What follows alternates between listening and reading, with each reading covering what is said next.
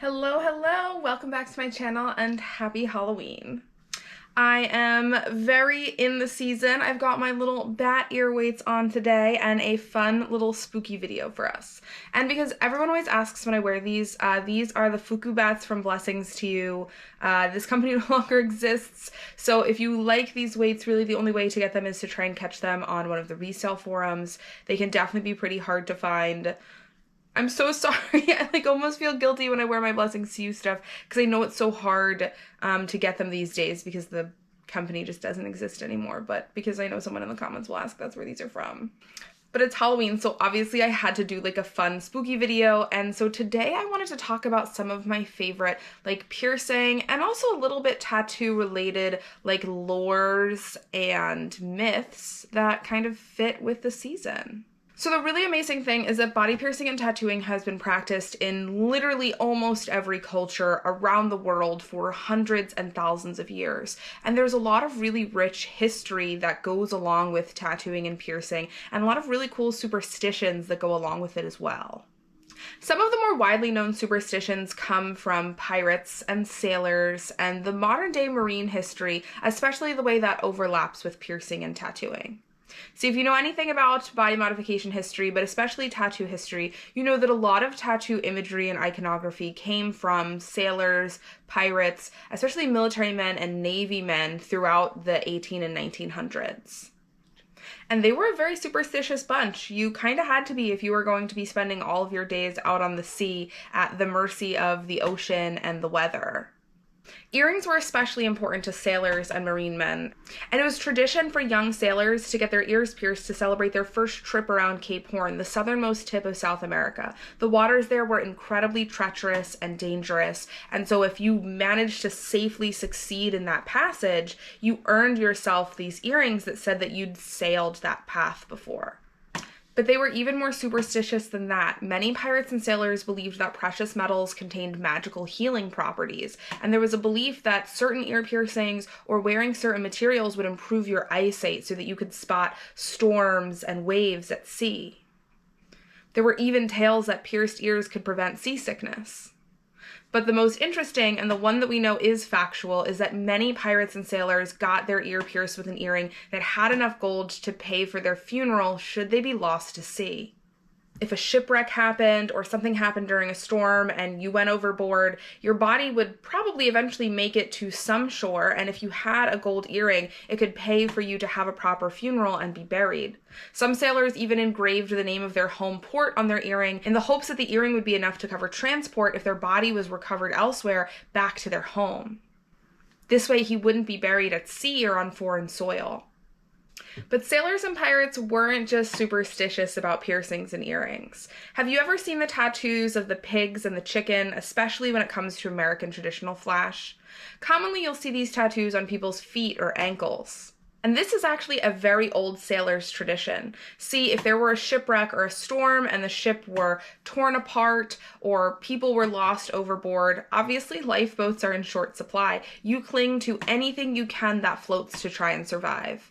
And the lightweight crates that pigs and chickens were often shipped in as livestock across the sea were very light and very buoyant. So if something happened and you ended up overboard in the ocean, finding one of those crates could be your key to floating to shore or at least surviving and not drowning long enough for another ship to find you. Pig and chicken crates were considered lucky, and many sailors survived shipwrecks by clinging to them.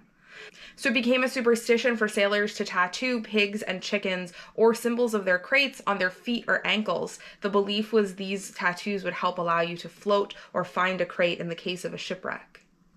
But superstitions like this surrounding tattoos and body piercings go back even further than sailors and pirates.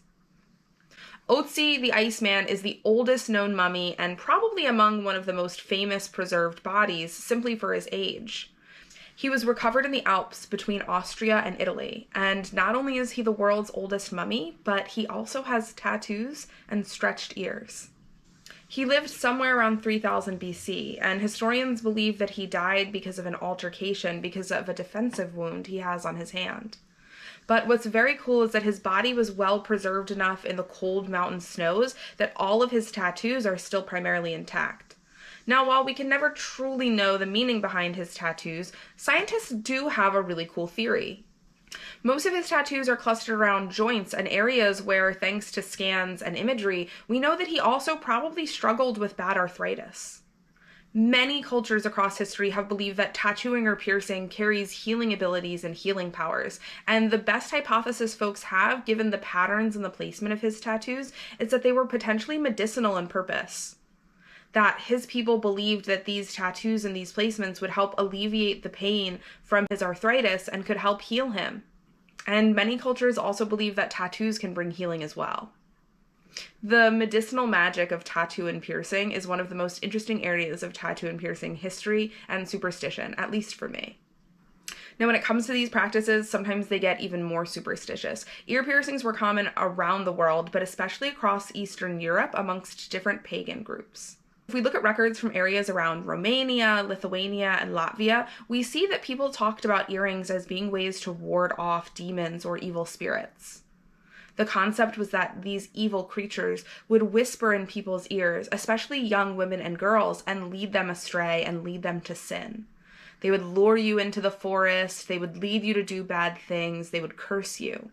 But earrings, specifically of certain metals, depending on what part of the world you were in, were a way to block the voices of demons or evil spirits and prevent them from communicating with you and trying to lead you astray or curse you. Earrings became a protective charm that warded off these evil spirits and let the wearer remain safe. And I think it's cool how many different cultures had a similar relationship with piercings. Although if we travel across the world to South America, the Moche of Peru actually used their piercings to invite those spirits in. They worshipped water and fluids, especially all bodily fluids, including blood.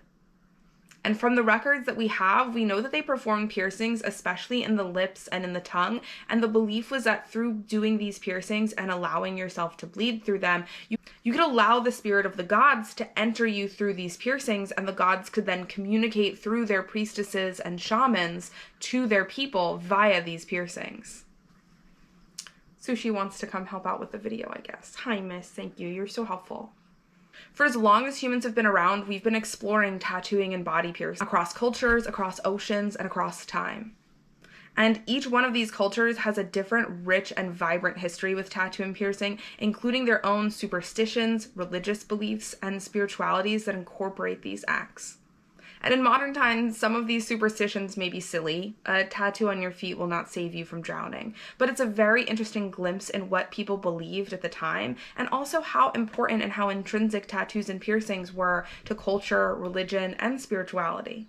I'm kind of a giant nerd for piercing history and piercing lore like this, and while I haven't talked about it too much on this channel, I kind of low-key want to make some more in-depth videos, cool piercing history facts and things like this. So if you liked this fun little spooky Halloween video, and you want to see me do some more deep dives on piercing history, let me know down in the comments. I hope everyone has a fantastic Halloween and spooky season, and if you're anything like me, my Christmas tree is going up tomorrow, so I'll probably post some pictures of that here on my channel. You can fight me in the comments, but I am a firm believer that Christmas decorating starts right after Halloween. It's proven Christmas lights give you serotonin. I want to feel happy and joyful, especially while it's starting to get cold and gross out, so Christmas begins tomorrow. Have an awesome rest of your day and a happy Halloween. Bye.